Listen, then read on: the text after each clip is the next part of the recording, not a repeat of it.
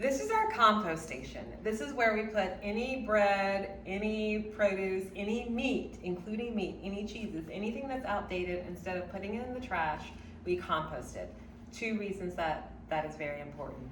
One reason, it keeps out food from our landfills that creates methane and then environmental pollution within the same neighborhoods that we are trying to help make whole through food. So we don't want to do that. The second thing is that we also have a garden, and the garden is supposed to help grow food that we will then feed into the pantry. And so we compost so that that's one less amendment we have to buy. We produce it, and it creates a feedback loop between what we produce here, what our waste is, and then what we bring back to the pantry.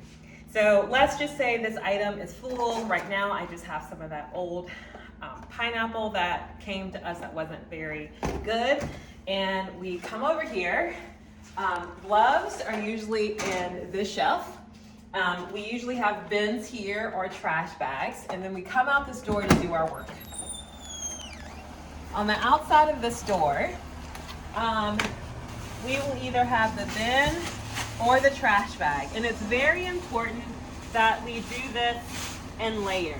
You want to make sure that you have at least an inch thick of any type of brown material. In this case, I'm using leaves, but we also have used sawdust, wood chips, paper, any of those sorts will work.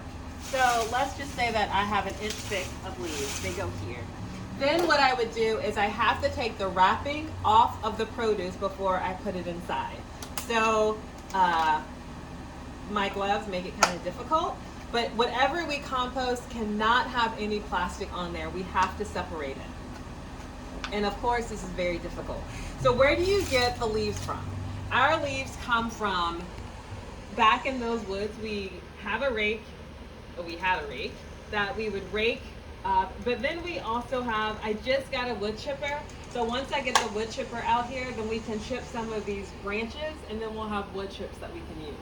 But the point is that we want to use some type of brown or carbon material. And then this is our nitrogen. And we're going to put the fresh food right in there. And then we're going to cover it back up with brown. So it's brown, fresh, brown, fresh, brown, fresh. And you end the layer with brown, whether it's in a bin or in a bag. And then this is taken to a different site. That's the compost.